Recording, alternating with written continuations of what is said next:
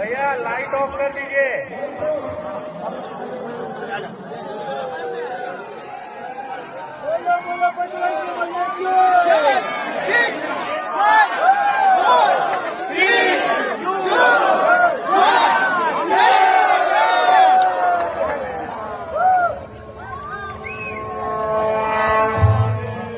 సర్వ మానవాళికి రక్షకుడు, మనకు కొండంత అండగా నిలిచేవాడు, మనసులో తలచిన వెంటనే గుండెల నిండా ధైర్యాన్ని నింపగలిగే మహాయోధుడు, అభయహస్తంతో ఎల్లవేళలా మనల్ని కాపాడే ఆ పవనపుత్రుడి ఇప్పుడు మనసారా స్తుతించుకుంటూ శ్రీ పంచముఖ ఆంజనేయ స్వామిగా అవతారమెత్తిన కథ దృశ్య రూపంలో తిలకిద్దాం రండి.